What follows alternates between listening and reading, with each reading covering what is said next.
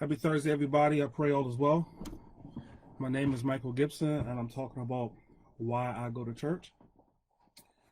I'm calling this, I See Darkness Coming.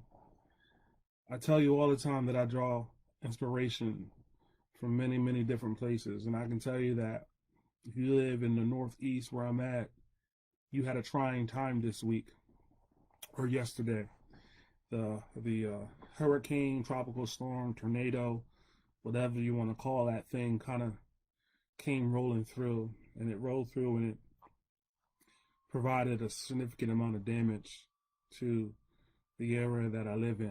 So it's amazing how a natural disaster can put things in perspective for you.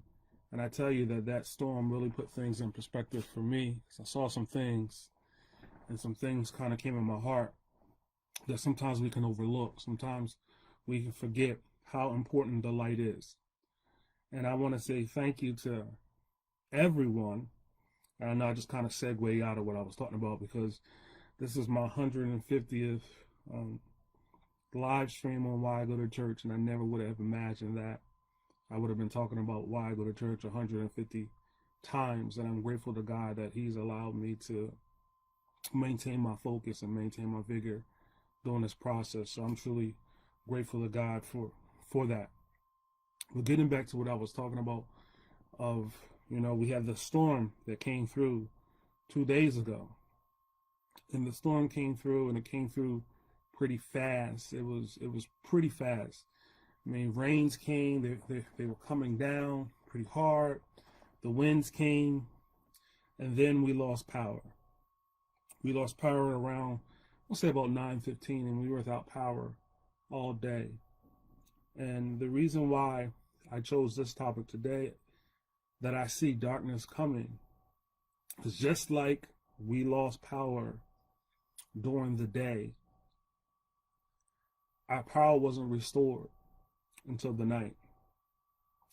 And the whole time that our power was out, I knew that darkness or nighttime was coming. And the realization of nighttime coming and not having any light, for some, it could be uncomfortable. But when you know your house, you know your surroundings, you know the layout, you know everything about what you're trying to accomplish and what you're trying to do and where you're trying to go, you're not as uncomfortable. So my children were more uncomfortable than I. That's because, one, they're younger. I've been without power before. I've been in darkness before. So I wasn't really as concerned. Now you may ask, well, what does this have to do with going to church? I tell you that God is so awesome. He's so awesome, and He reminds me on multiple occasions that if you want to see Him, you can see Him. When I say see Him, I'm not talking about physically seeing Him. I'm saying when you want to know of His ways, when you want to know about some of the many benefits that comes with God, if you just take a step back and pause, forget about what's going on around you.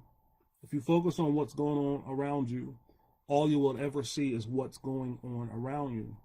But if you take a moment and pause and really reflect, and you can learn so much from every situation that you're in if you take that moment and pause and take that moment to kind of step back. And as I was reflecting in the moment, given the times that we live in, we are so connected to everything electric. Sometimes you forget that the electricity controls the igniter to the flame on your stove. So when you don't have any electricity, unless you know how to use the stove before that, I have gas, you might not realize that you actually can cook. Sometimes you forget that the electricity, which we take for granted, controls your air conditioning unit. So without electricity, you have no air conditioning, and so on and so forth, fans, But the main thing is your Wi-Fi is cut out when you don't have electricity. Now, there's cellular connections, but when you don't have electricity, your Wi-Fi is cut out. And for many young people, they have become so dependent on Wi-Fi that their life has changed, and sometimes they think this is horrible. The world's coming to an end because there's no power. But I remember growing up in a time when there was no Wi-Fi. So we did things like communicate verbally, we talked, we played games, we went outside. So my son and I, and even my daughter, we did all those things that we used to do before we had all of this wireless fidelity signals flying around. And it's amazing how that we live in a world that's more connected, but yet we are disconnected. We live in a world where we use the words like socially distant as if we weren't already socially distant. Yeah, we use that word social distance, but we've been socially distant for so long that we don't even know how to really socially connect to people. I've said this before, that the social network really makes you antisocial. Yeah, that's what the social network does, because you're more concerned about people that can't see you, can't touch you, don't really know you. You're more concerned about their opinion than the opinions of the people that's around you. Admit it.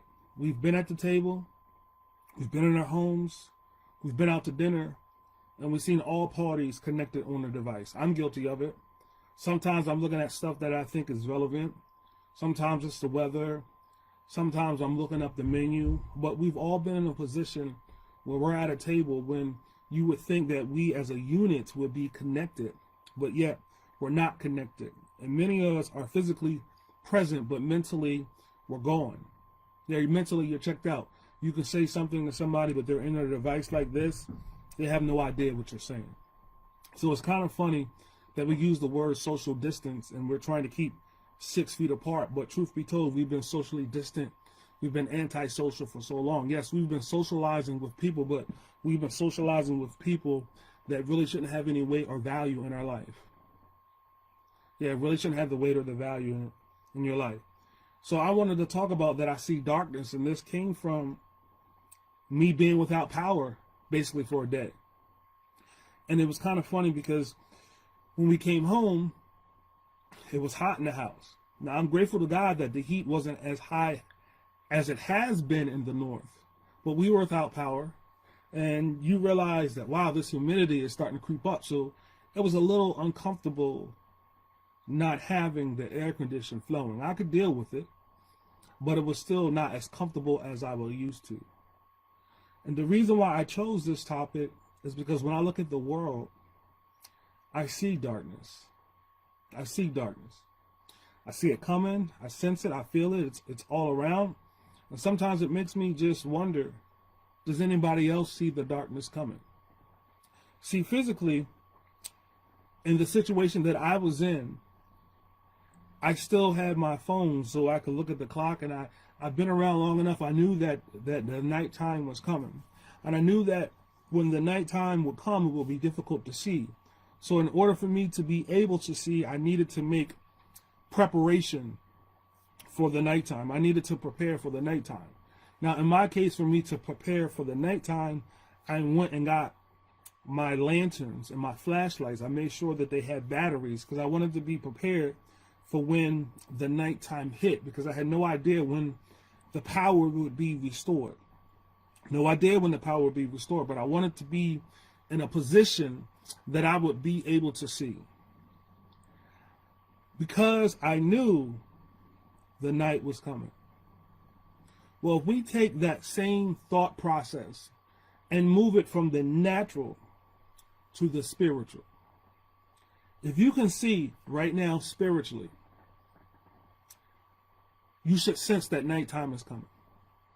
You should sense that the atmosphere has changed, that things has changed, and that life probably is never going to go back to what it was like in the 90s or the beginning of the 2000s. That life itself has altered, that life itself has changed.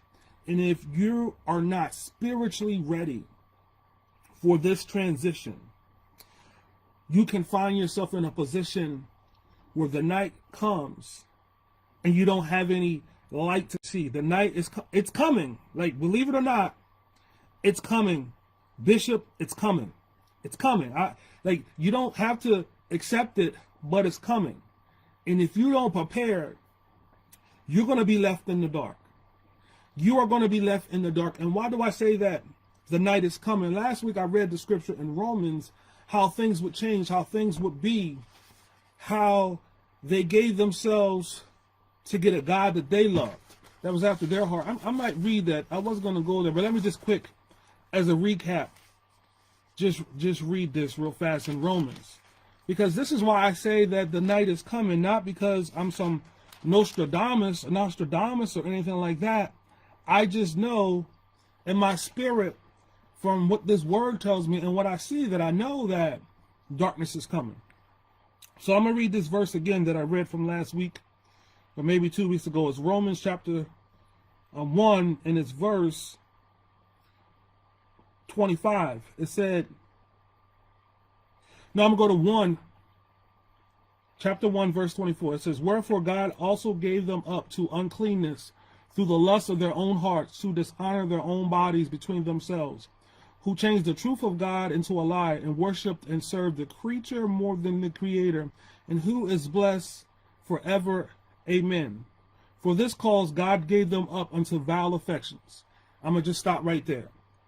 So when I look at the surroundings, and when I see people telling me that gender fluidity and identity fluidity, and that all us just going to get along and roll and kumbaya and everything goes, and my children, you know, I shouldn't tell them if they're a boy or a girl. I shouldn't say that it's wrong for an adult male or adult female to be laying with a young boy, or it's okay for you to traffic my daughter. I should be okay. No. I'm not okay with none of that. But I know through his word that all this stuff that is happening is going to happen because God has given them up to a reprobate spirit. He's given them up to their own vile affections. We can debate whether or not this book is right, but as I keep reading this book, I keep saying it's getting proven to be more right every day. Every single day I'm beginning to see things. And as I was sitting in my house and I knew that the darkness was coming, I was beginning to prepare my house. We were beginning to talk about what we were going to sleep and what we were going to do if the power was not on. Because, see, I have a garage, right? And if I don't have power, my garage doors won't open. Now, you can open your garage doors without power. There's some steps that you need to take to get your garage door open, or you need to enter through another door. Because when the power is out, and that garage door is in its locked position to be worked through the garage door opener, you will not get that garage door open unless you break your garage door. So I had to begin to make preparations. I had to begin to make changes to my routine to prepare for the darkness. So my question I have for you, are you preparing? Because if you can't see right now that darkness is upon the earth, that it is coming, then you just don't want to see it. If you don't sense, well, if you're okay with it, that means you're just of the spirit of the thing that's coming. If it doesn't bother you, if you can't see the civil unrest, the social unrest, if you can't see the double standard that's on full display, that's because you are of the same spirit, your kindred spirit. And when you're a kindred spirit, none of this stuff is bothering you because it's in you, it's a part of you. Well, what I see is bothering me, not spiritually, but naturally. I know that I don't want to be a part of any of this vile affection that I see. And I'm not trying to talk about anybody. I'm just saying what the word says. So if you don't like what I got to say, I know some of you don't like this book because who wrote this book that I'm in, and what you try to do is discredit him and call him a heretic. Well, listen, it's in the book, baby. And if you don't like it's in the book, take that up with God. And take that up with God when you close your eyes and you sit in front of the judgment scene. You take it up with him. But as long as it's in his book, and as long as it's job with my spirit came from him, I'm going to believe and keep speaking on the truth of this word. So I see that the night is coming. I see that it's coming because of the verse that I read you in Romans, starting at verse number 24 in chapter 1. I see that, I know that, I recognize that, I sense it, and the more I see, I know it's more real every day. It's more of real every day. But here's the thing. So because we were out powered, I had no idea that when the power was coming on, there were some things that I had to do. So my refrigerator and my freezer are connected to the electricity that allows the food to stay cold. So we went out that night and we went and bought ice, and we put a big bag of ice in the freezer to hold the temperature. And we're like, we're not going to keep opening up the freezer. We're going to have this bag of ice because we want to maintain and we want to keep what we have. We know what we have, and we want to keep what we have. We don't want to let what we have go to waste. And I'm telling you, as a believer, don't let your relationship with God that you have go to waste. Don't let this world spoil you. Don't let this world to allow you to open the door to allow all these spirits and all these other new religions and all these other new thoughts, all this new ageism and spiritism. Don't allow them to open yourself up. Because if you open yourself up, you're changing the temperature of what it is, and the thing that's inside of that refrigerator might spoil. It might go bad. So your relationship with God might sour. Your relationship with God might sour if you keep opening the door to contamination. Because see, the freezer works, the refrigerator works, and the refrigerator is equipped to maintain the temperature that it has if we don't keep opening up the door to the environment. And I'm telling you, some of you keep playing. Some of you keep playing in arenas that you shouldn't be playing in. Some of you keep dibbling and dabbling in stuff that you shouldn't be dibbling and dabbling in. And some of the reasons why you keep playing with it because you want to be entertained. But I'm letting you know that you're going to be detained by your entertainment. You're going to become detained by your entertainment. Stop entertaining some of this mess. Because if you can't see that darkness is coming, God has allowed me to come across the screen to let you know that darkness is coming. And if you keep playing around, you're going to be trapped in the darkness. If you keep playing around, the stuff that you have that God has given you is going to become spoiled because you're not protecting. Yeah, this is the time that you protect your eye gate. This is the time that you protect your ear gate. This is the time to protect all of the stuff that God has given you, because I'm letting you know that darkness is coming. I'm not trying to be a doom and gloom preacher. That's not my thing. This is not a doom and gloom speech. This is just to let you know what I see from what I've learned. And this is why I go to church, to know what to do when darkness is coming. See, all of us don't have to be in darkness. See, darkness was coming in the natural for me, but that didn't mean that I had to stay in darkness. I didn't have to stay in darkness. See, I made sure that there was oil in my lamp. I made sure that there was batteries, right? Batteries in my flashlight. I made sure that each one of my children had a flashlight. So if darkness came, we will be prepared for the darkness. I made sure that I did the thing to my garage to allow my garage door open, so that I could get in my house. I made sure that I had my keys to my back door so that I could get in. What I'm trying to let you know is that darkness is coming. It's coming. It's on the way. Are you positioning yourself to see in the darkness? Are you positioning yourself to get into the door that God has? Are you positioning yourself to get into the door that God has? Remember, Noah, he was building the ark in broad daylight. And Noah kept saying, the time is coming, the time is coming. You want to come in the ark, you want to get in the ark. The rain is coming. And people kept saying, we don't see any rain. Noah, you're crazy. But Noah kept building. It sounded crazy until it started raining. And once it started raining, people started running to the door trying to get in. Sometimes you need to take heed. And sometimes you need to listen to what the Spirit is saying. Remember, I said that you can hear God in every situation if you choose to hear God, if you actually just take a step back and pause. Shut your mouth, be quiet, and say, God, thy servant heareth. Thy servant is listening. Speak, Lord. Sometimes we can't hear God speaking because we're so busy speaking. Sometimes we can't hear God speaking because we're so busy trying to do our plan instead of listening for his plan. I'm telling you, when we was out power, I was like, wow, okay, God. I got to prepare for the night because the night is coming. And I'm telling you right now, the night is coming. The night is coming. I'm not talking about naturally, I'm talking about spiritually. Do you have oil in your lamp? Do you know the God of the oil to put oil in your lamp? See, but check this out. In order for me to have batteries in my flashlight, one, I needed a flashlight.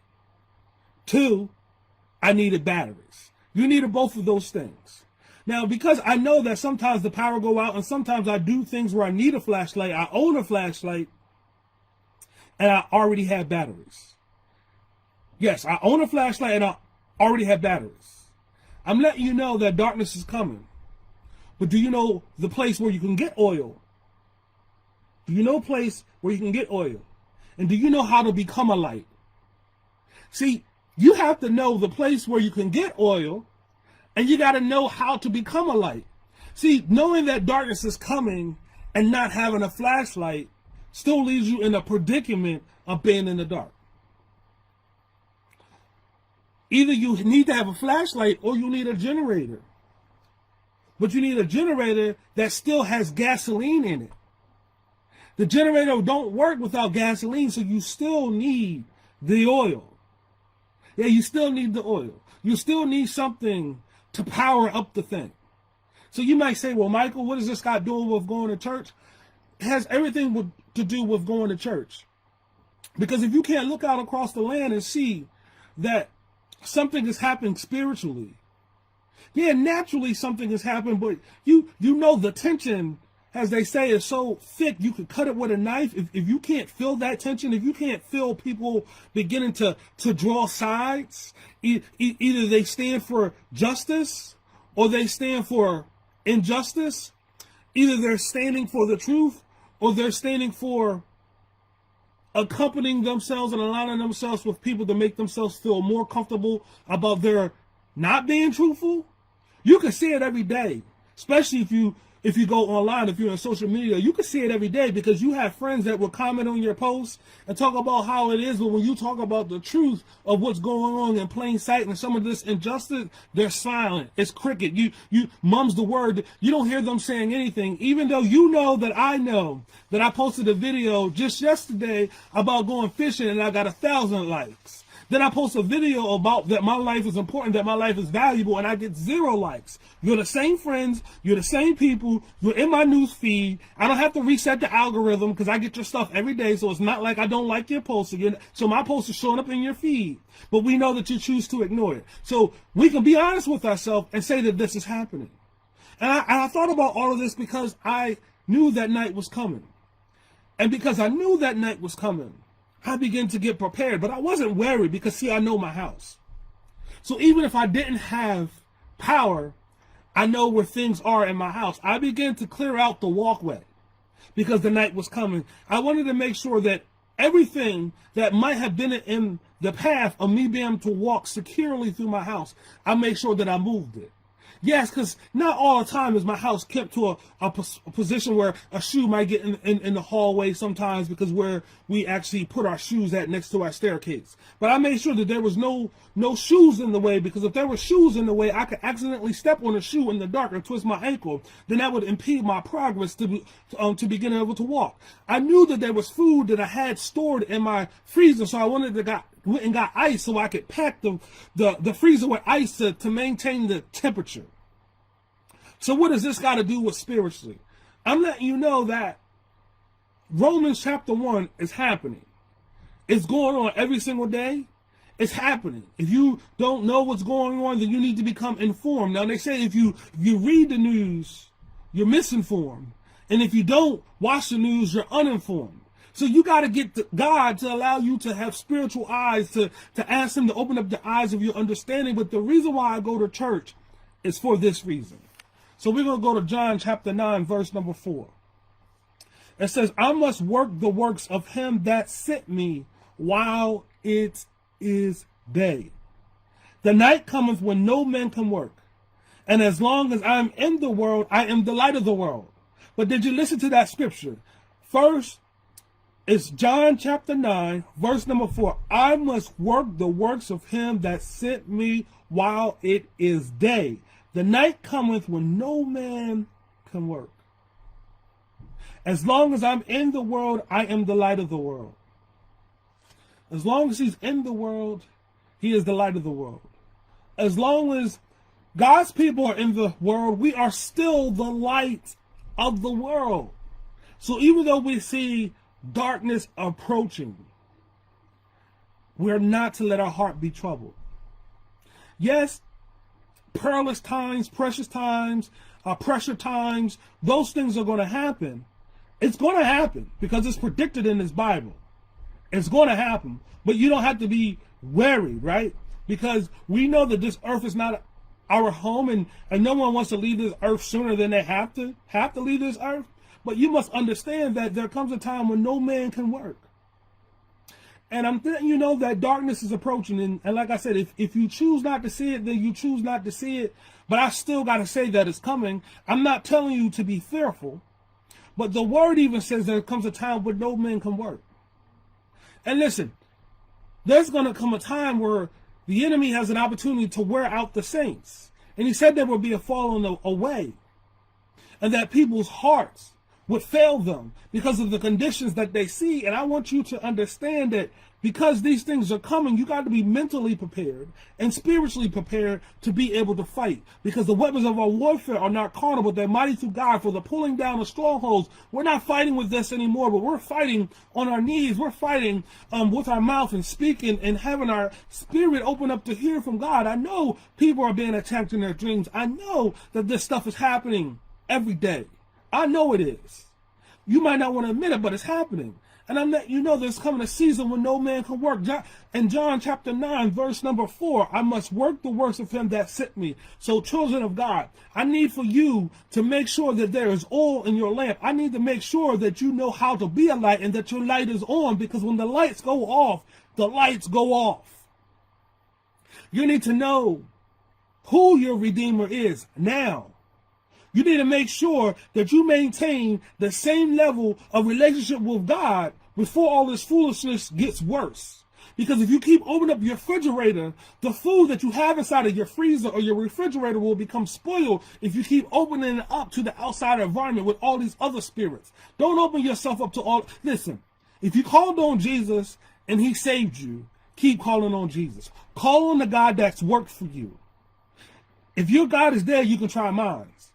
But I'm letting you know that if God saved you, if God healed you, if God provided for you, if God has made ways out of no way, if God has held you to keep your peace, if God has gotten you through sickness, if God has gotten you through when maybe a bad divorce, if God has gotten you through all this stuff, why do you begin to change who the God is that got you through all that stuff? You know this God is living. Remember when they were the prophets, right? And he said the God that calls down fire.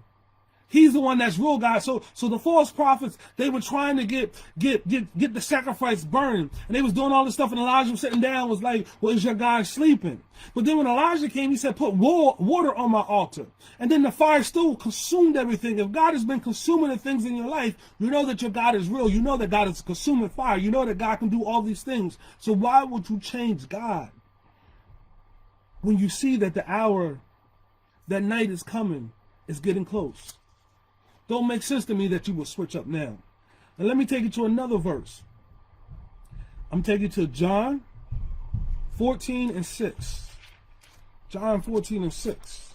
And this is why I go to church, right? And the reason why I go and why I keep staying, because it says, John 14 and 6.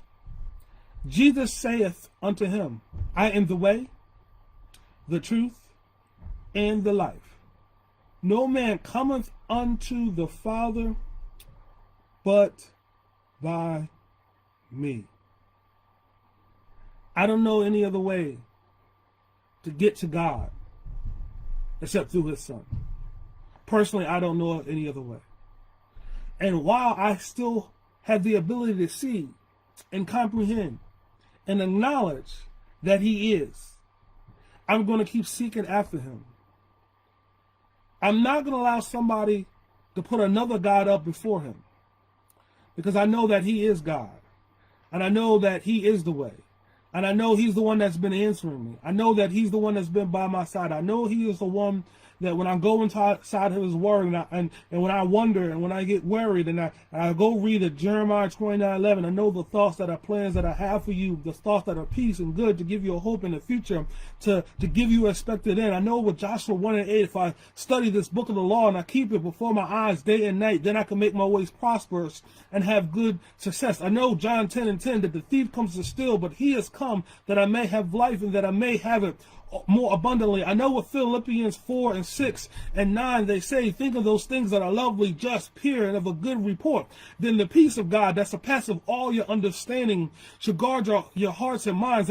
I know that in his word, he says that perfect love casts out all fears, and that for the spirit of heaven, that he would give me a garment of praise. I keep reading this book and I keep studying this book and I keep standing in his word, because I know that this is blessed is the man that walketh not in the counsel of the ungodly, nor standeth in the way of the sinners, nor sitteth in the seat of the scornful, but his delight is in the law of the Lord, and his Lord does he meditate day and night, that he should be like a tree that is planted by the rivers of waters. I know in his word he says that the Lord is my shepherd and I shall not want, and he maketh me to lie down in green pastures, and he restoreth my souls. I know that if I get in sin, that I can say, create in me a clean heart, O Lord, and renew the right spirits. I know when I don't know where to lean, I can go in his word, and he says, in all your ways acknowledge me, lean not into your own understanding, but in all your ways acknowledge me. So why would I change from what worked in the light when I see that darkness is coming? Why would I go to another God? Why would I switch it up? I'm going to keep the main thing. I'm going to stay with what's worked, because as I see that darkness is yet fast approaching, I want to make sure that I'm connected to the place that can keep me lighted. Remember, I got batteries in my flashlight because I knew that darkness was coming. I had to make sure that I still had access to get into my house because we were without power. See, when darkness comes, things change. And if you can't see in the darkness, you're just going to cry in the darkness. I've said it before, the darkness isn't a thing, it's just the absence of light. So while the light was shining in my house, I could see. But when it became night, when no man could work, I couldn't see in my house.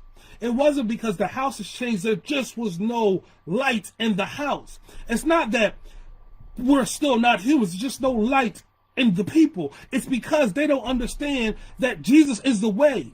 There's no other way to the Father but through his Son. If you go any other way, you are a thief and a robber. You better grasp hold of this word and take heed. And I don't normally say that, but you need to grasp hold of this word and take heed and hold on it with your dear life. Because when I study and I read and God gives me something, this comes straight from the throne room. And I'm not saying that I'm any better or more special or more gifted than anybody else. But one thing I do know, when I hear from God, I say what God tells me to say. If it's positive, I say it. If it's negative, if I say it. If it's going to uplift you, I say it. If it's going to make you say, ouch, I say it. I just say what God tells me to say. And I want you to know that darkness is coming. It's coming. And for many of us, it's already here. And if you don't get your access wise light, you're going to be just like those people in Noah's day. You're going to be trying to gain access to a door that's shut. And when the ark was shut, there was nothing Noah could do to open the door. And you're going to be crying out saying, Michael, give me another word. You're going to be crying out saying, pray for me. But I'm telling you, when God shuts the door is shut, and it can't be opened unless God opens it. Don't get caught out in the rain. Don't get caught out in the rain. The rain has been coming. If you can't see these crazy storms, if you can't see that and see that God is speaking, you just don't want to see. But that's why God sends people to speak. Because God works through people. So does the enemy works through people. And if you can't see the enemy working his agenda through these crazy laws that they keep putting on his books, you just don't want to see. But like I told you in Romans, we know that at some point God says, if you like it, I love it. So if you like wilding out, I'm going to let you wild out. But if you want to make it in, you got to go to the place that is light. I'm telling you, I see darkness is coming. John 14 and 6. I am the way, the truth, and the life. No man cometh unto the Father but by me. So I go to church to be in relationship with the Son so that I can get to the Father. Because I don't want to be in darkness. I don't want to be out in the rain. I don't want to be trying to run into an ark that's closed. No, sir, not me. Let's go to John chapter 15. John chapter 15, verse 1. I am the true vine, and my Father is the husbandman. Every branch in me that beareth not fruit, he taketh away, and every branch that beareth fruit, he purgeth it, that it may bring forth more fruit. So if you're not connected with the vine, the true vine, you're not producing fruit. See, I have a garden, right? And right now my watermelons are growing. And it's because I put the seed of a watermelon in the ground that watermelon is growing. See, if I put the seed of a watermelon in the ground and it didn't produce watermelons, let's say it produced zucchini, I have that in there, but that's grown on a different plant. If I put a watermelon seed in the ground, which I thought, and it gave me a zucchini, then something went wrong, right? Because the seed bringeth forth the likeness or the fruit based on the originator of the seed. So if you're like God, you should be producing godly fruit. And if you're not like God, you're producing ungodly fruit. And what I see in Romans happen is I see people that are not connected into the true vine. They are connected to a vine. So I don't want you to get it twisted. These people are connected to a vine. But you're seeing the fruit of it. You're seeing the fruit. See, sex sells, right? So if you keep producing sensual, sexual fruit and the flesh is on parade, I know what vine you're connected to. If you keep murdering and killing and shooting people, I know what seed that has been planted inside your heart. Because the seed produces fruit after its own kind. So I have watermelon in the ground. I've got a watermelon fruit. So the seed that was in my garden was a watermelon. And I mentioned earlier that I got zucchini. So I planted zucchini seed. So I got zucchini fruit. I planted corn. So I got corn fruit. Because the seed produces after its own kind. So don't tell me that you have the seed of this word and you have the seed of God in you, truly in you, and that you are connected to God. Hey, Amy, if you keep producing fruit that is unlike God, because the fruit is representative of the seed. The fruit doesn't change. The fruit just reveals the seed that's inside of you. The fruit doesn't change. It just shows you the seed that it came from.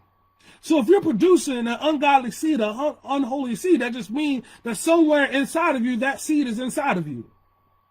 It's okay. There's no time to get it right because it's not fully dark yet. But you need to start examining the fruit that you're bearing to make sure that you produce more fruit. Because God says, I'm the true vine, my Father is the husband. Every branch in me that beareth not fruit, he taketh away. And every branch that bringeth forth fruit, he purges it, that it may bring forth more fruit. Know you are clean through the word which I have spoken unto you.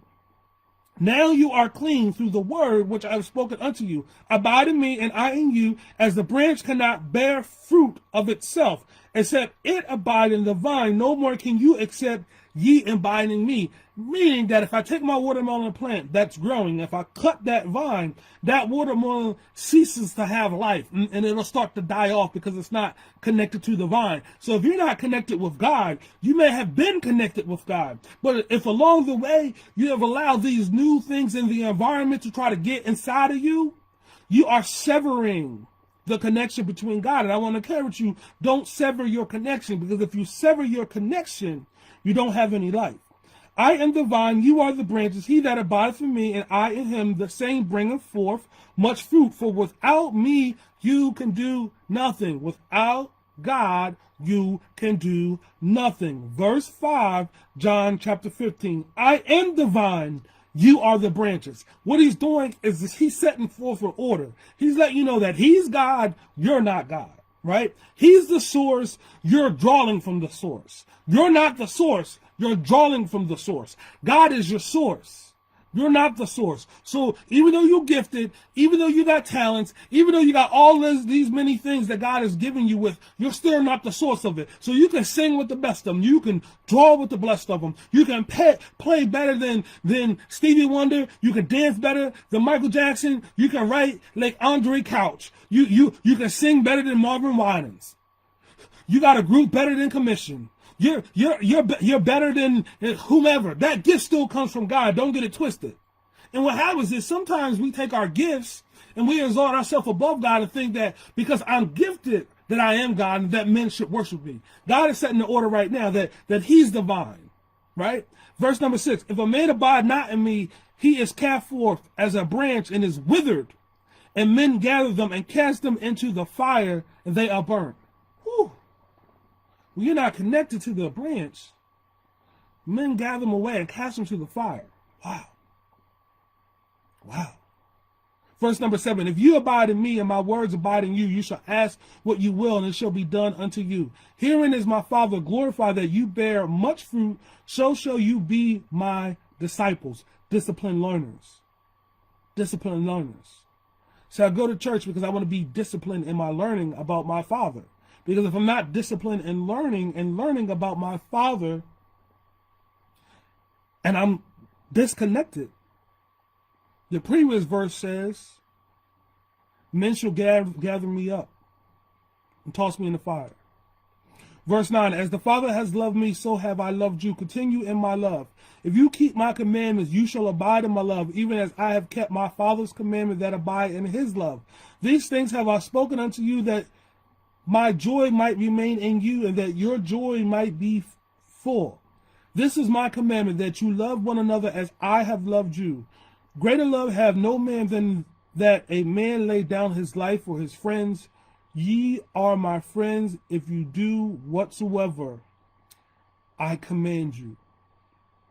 I'm going to go to verse number 15. And listen to this verse. Henceforth I call you not servants, for the servant knoweth not what his Lord doeth. But I've called you friends, for all things that I have heard of my Father I have made known unto you. He wants to call you friend. God wants you to be his friend. God actually wants you to be his child. Yeah, Abba Father, Daddy Father. And I need for you to understand, or I want you to understand, or have a level of appreciation that the only way to get to Daddy God is through his Son. And the only way for you to be able to come out of this on the winning side, you must be connected to the vine. Because remember, he's the way, the truth, and the life. No man comes to the Father but by him. And he said that if you are cut away from his vine, you're going to wither. And because I see the hour, I see the time. I'm not saying that this is the end of the world. I'm not saying that. But I know the end of the world as we knew it. Yeah, that disposition, that age, whatever that age was, information age, the technology age, I know that times are changing. That I know unequivocally. And I see that the time is coming when no man can work. I see it, I sense it, I feel it. That you're going to have to know God for yourself. You're going to have to know God for yourself. You're going to have to know God for yourself. Really know him. You can't ride on what I know. Yeah? Can't ride on what your mama knew, what your daddy knew. You're going to have to, what your pastor have known. Because what's going to happen when, listen, they tried to pass a law that you couldn't sing in the church. Yeah, sounds crazy, don't it? Couldn't sing in the church. I mean, we're still arguing of should we go to church or not? Is it safe to go to church? What we have yet to argue is it safe to go to Walmart? We have yet to argue is it safe to go to Home Depot? Yeah, we still go to Walmart and Home Depot. But it's not safe. Listen, we still go to voice our opinion on the Capitol steps. Is it safe? Is it not safe? But now I can't sing in church? You want to make it forbidden for me to sing in church? If that's not evil, I don't know what is. I don't know what evil is if you're saying that I can't worship my God. I mean, part of the reason why this country was formed is because they wanted to have their own ideology and to be able to worship the way they wanted to worship. That's part of the reason why we came to America. So we can argue whether American is a Christian nation or not. We can argue that point, because Christian nations that really believe in God would lay down his life. He wouldn't have slaves. Like we get that, so we can argue that. But one thing we can argue is that the reason why they came to America is because they wanted to have some religious freedoms. So when you begin to infringe on the rights of others to be able to practice this book and to be able to worship God by raising up their voices, that's not godly. And I don't care who don't like it, that's not godly. It's not. He says, let everything that has breath, everything that has breath, praise the Lord. Yeah, everything that has breath. So why am I going to be okay with someone trying to tell me not to lift up my voice and sing? That don't even make sense to me. But let me get back to my overarching point. I see darkness coming. And remember, when I saw that darkness was coming, I began to make plans in the natural. I made sure that we had all the lanterns. I made sure that each one of us in my household had a lantern. I made sure I had some flashlights at the doorway, because we went out that night, and if the power wasn't restored, I wanted to make sure that I could be able to see. I made sure that my house was secure. I made sure my house was secure. I made sure that I had a new entryway into the house, because I wanted to have access. See, when the nighttime comes, and here's what's crazy.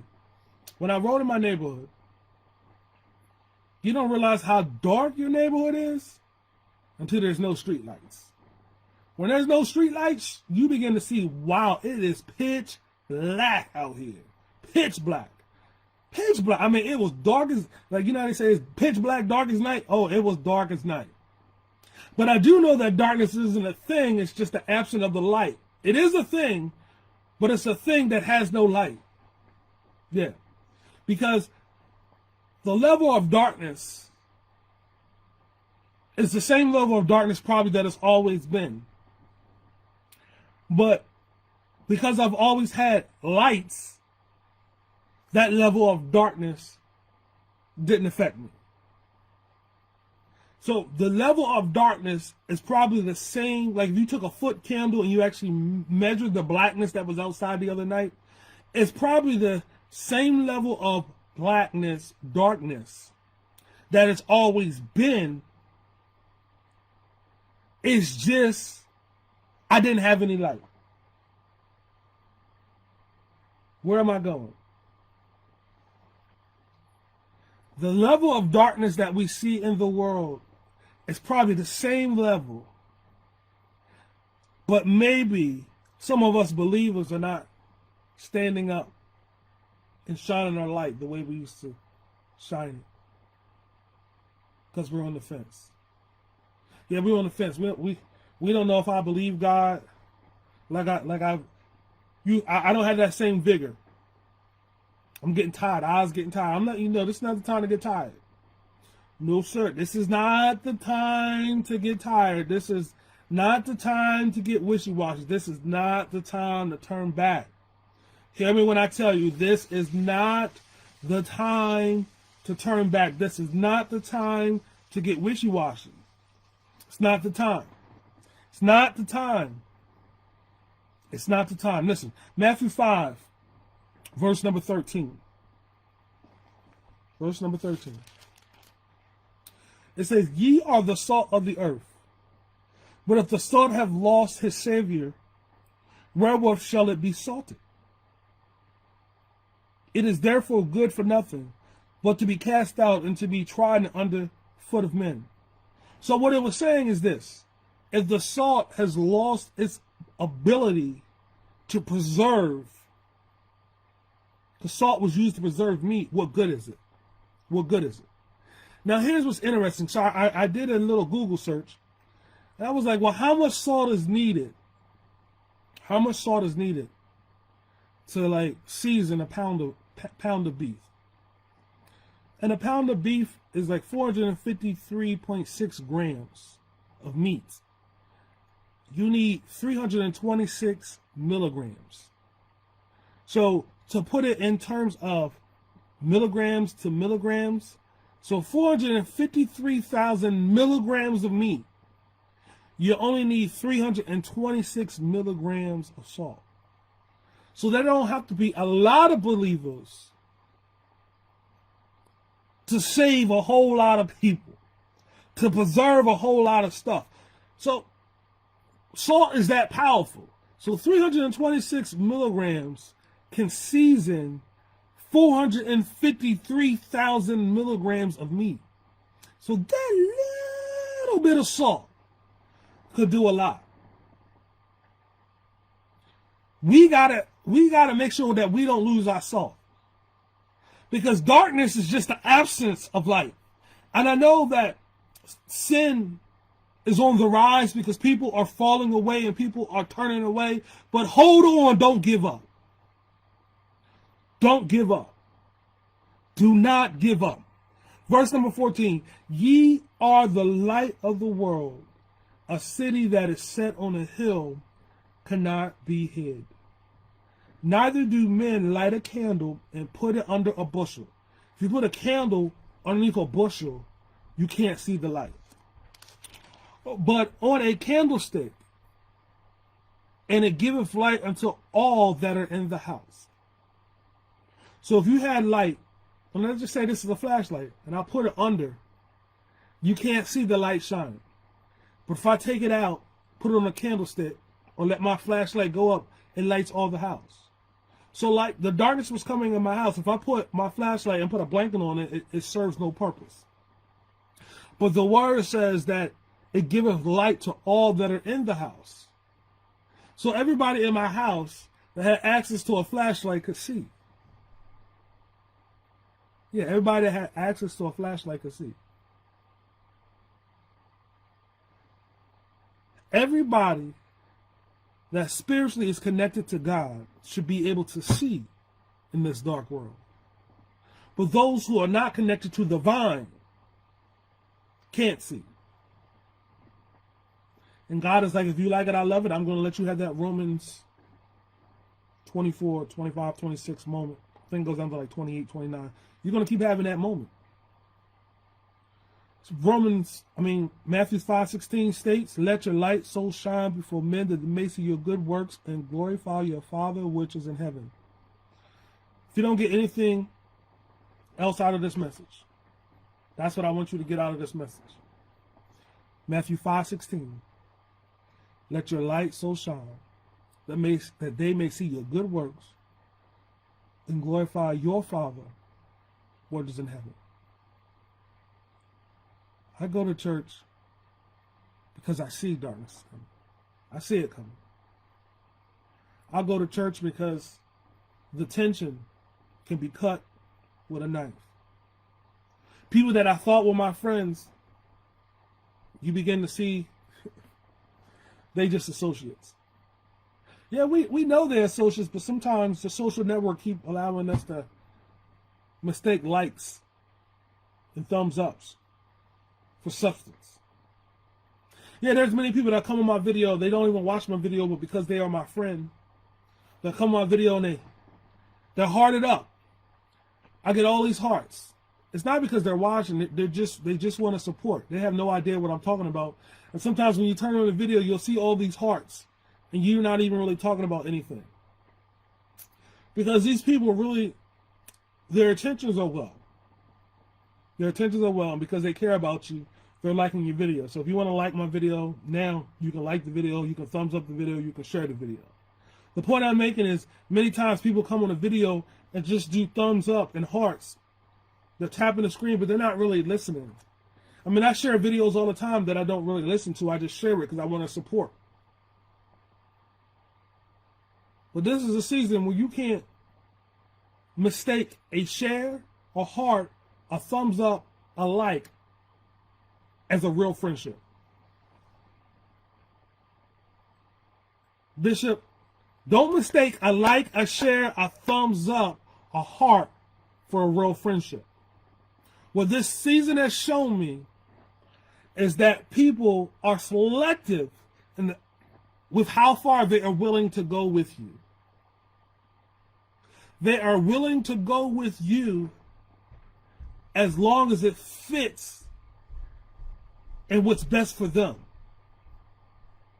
Not what's best for the country, not what's best for the nation, not what's best for people. They're going to agree with you as long as it fits into their story, into their narrative. And once you post something that doesn't fit into their narrative, there's no more thumbs up. Hey, Apostle Pender. There's no more thumbs up. There's no more likes. All that's thrown out the window. Bishop, you know, the moment you shared that your life matters, some people on your timeline, they lost their mind. That man crazy. Nah, you just ain't really my friend. You my associate. You share my posts, you like my posts, but you don't really love me. You just doing it because it's the social thing to do. You don't really care about making things right. You just doing it because it's just the feng shui thing to do. Everybody that likes a video of yours, that shares a video of yours, don't mean that they're with you. And I want you to know that you got to work while it is still day. Because there's coming a time where no man can work. If you don't acknowledge the fact, when God shuts the door is shut. It's shut. Noah couldn't open the ark if he wanted to. I'm letting you know right now, you better get your soul right now while you have the chance. You better get your mind, your will, and your emotions. You better get it in check right now while you have the ability to see the sun. Because there's going to come a time when you're not going to be able to see the sun. And you're going to wonder where the sun is. Now you might say, well, where was the sun? God sent his son and he left his spirit to reside inside of men and women like you and I that are on this line. And don't tell me you're a watermelon and all I get is lemons from you. You're not a watermelon. Because remember, the fruit is just showing you what the seed was. The fruit is just the revelation of what was planted.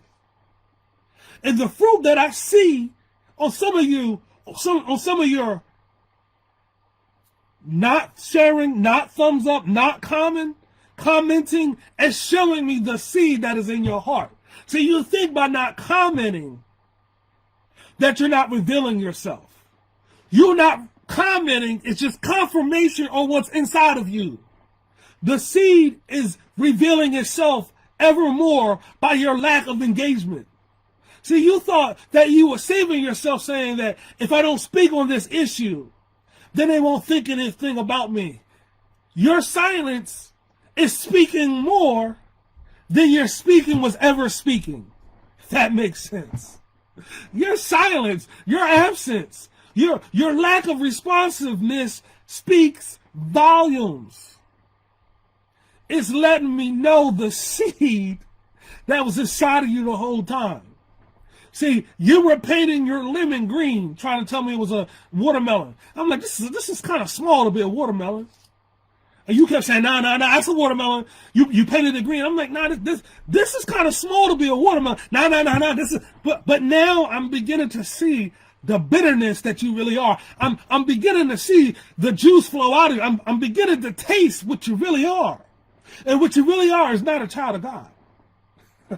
I know you don't want to hear that. But I'm letting you know the fruit is just the revelation of the seed. Your silence is just a revelation of the seed that's inside of you. Your non-agreement is just a revelation that you ain't with me. Your non-agreement lets me know that you really don't care for me.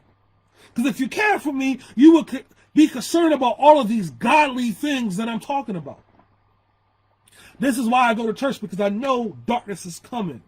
KLPWC Kingdom listeners, thank you for tuning in. You've been a wonderful audience. But this is why I go to church. Listen, I want you to understand that you are revealing yourself through your silence. Because to have eyes and don't see, and have ears and can't hear, you're disingenuous. You're disingenuous. And I read to you before. I've read to you before. You keep telling me to get over it. I can't get over it because you keep hitting me in the same spot. You keep opening up the wound. You keep doing for everybody else, but you can't do for me. But you keep saying we love the same God, that we serve the same God. Listen, you can paint a lemon green all you want, but when I cover it open, I know it's not a watermelon. Watermelons are red inside. Watermelons has black seeds. Lemons don't. Watermelons are sweet. Lemons are bitter. And what some of you have been doing, you have been painting yourself a certain way because you didn't think that your fruit would ever have to be inspected. Yeah, you thought your fruit would never have to be inspected. But God is positioned in such a way that your fruit is now being, your fruit is being cut open. Like they used to say, like Jello pudding pops is in there. Yeah, I know it's in there because now the package have been opened. And now that we've opened the package, we've been able to see that you've had a form of godliness, but you've been denying the power. See, when we were in the building, you could blend in with the clapping and the praising and the singing. You could hug a buck. You could dance, and we didn't know that you really didn't have God. You could speak in a tongue, but it wasn't a heavenly tongue. But see, now that we got to inspect your fruit, we know you ain't been on my squad. You ain't from the same branch that we in. We're, as they used to say, we're not cut from the same cloth. Nah, we're not cut from the same cloth. So my cousin's on here right now. Her and I, we cut from the same cloth. She know that if we were to get together at a family, she know the stand. She know what it means when we have Thanksgiving dinner. We know who's bringing what. We know who's baking the cake. We know who's bringing the salad. We know who's making the meatballs. We know who's bringing the drink. We know that because we're cut from the same cloth. And when we cut from the same cloth, we know the position. We know the roles. We know what you're going to do because we're cut from the same cloth. Now listen. I now see, I thought we were cut from the same cloth. I thought we worshiped the same God. I thought we worshiped the same God that said, love your neighbor as yourself. I thought we work for the same God that says that there is no shadow of turning. There is no variable. There is no respecter of persons. I thought we work for the same God. I thought we were cut from the same God. I thought we had the same anointing. I thought we had the same Holy Ghost. But now I see that you don't want to protect mine, but you want to protect yours. See, I thought we worship the same God, but somehow the law don't apply to you, but all the laws apply to me. I thought we work for the same God, but now your lack of response is showing me that we don't love the same way. See, now that we're out of the building, and you can't hide in the four walls. You can't hide in the pews. You can't keep hiding about hallelujah, glory. Now you got to show me something. And what you're showing me is that your fruit is ungodly. That's what you're showing me. Listen. I see darkness coming. And I see some of your agreement with darkness, so I know we're not in the same camp. Nah, we're not in the same camp. And I see you're silent on so many issues. I know that we're not in the same camp.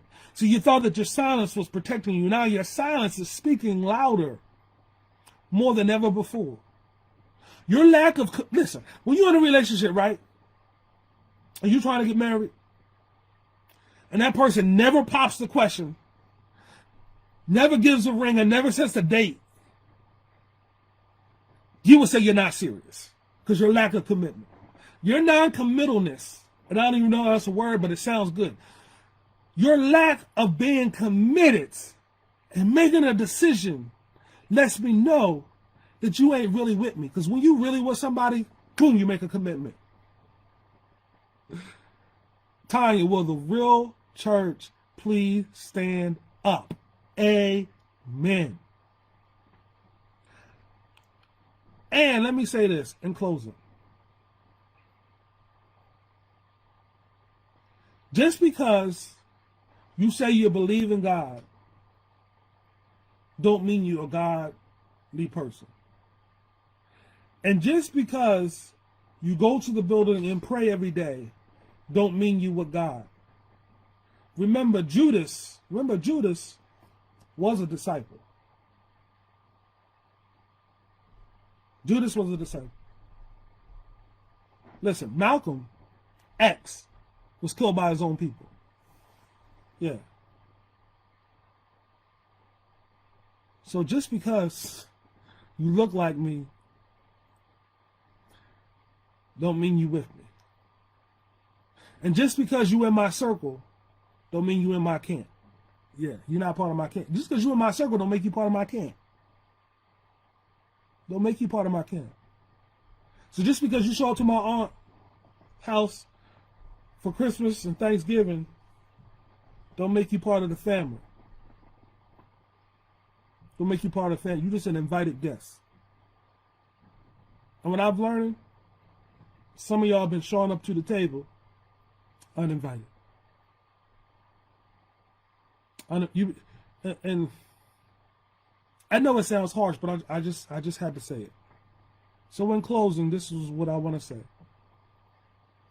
I go to church because I see darkness coming. I see darkness coming. They punching the clock, but not on the payroll. Exactly. I see darkness coming. And God said in his word, there's going to come a time when no man can work. And the reason why I'm bringing you this word today, because there's coming a season. There's coming a season that you're going to have to know God really for yourself. Noah could not open up the door. Noah took a long time to build that ark. And the people just kept ignoring the warning. Choose you this day whom you will serve. You got to pick a side. You have to pick a side. Pick a side, everybody. Pick a side. Like I've said before, I speak from the heart. And I say what God gives me to say. And I try to be sensitive to his voice. And what I keep hearing in my spirit, stop opening up the door to allow the enemy to spoil you. Some of you have been walking with God for so long, and night is approaching, and you're allowing yourself to be pulled away because someone is flashy, dashy, someone sound. Listen, this is not the time to get new. You got to go back to the old landmark. You got to go back to what has been. Stay with what works. Stick with what works. Stop change. Don't get new. Stay with what works. If Jesus healed you, if Jesus saved you, if Jesus delivered you, don't call on another God. Because there's coming a moment when no man can work. There's coming a moment when no man can work. I know I keep saying it, but that's just what I keep feeling. There's so much going on. There's so much darkness going on. It's not the time to get new, saints of God. It's not the time to get new. But if this message has blessed you, I ask that you share it out. My name is Michael Gibson, and it's Why I Go to Church. It's because I see darkness is coming. Go back and read Romans for yourself. Romans chapter 1, start at verse 24, and read through it. And if you can't see that that is happening now, and I'm not telling you that the world is coming to an end, but I know the dispensation is ending. I know life as we once knew it is never going back to what we once knew. I know right now that they won't let you in a store if you don't have a mask. They are dictating to you what you can and cannot do every single day. They are showing you their power. I know right now there's coin shortages. I know right now there's food short. I see all this stuff happening, and if you don't want to see it, if you don't want to believe it, then you choose not to believe or see. But my eyes are showing me that a lot is changing. And my heart is telling me it's time to hold on to God's unchanging hand. So I encourage you to hold on. Stay encouraged. Thank you for your time. Have a blessed day. This message has encouraged you, inspired you, or if you know someone that you think needs to hear this word, I ask that you share it out. Be blessed. Thank you for your time.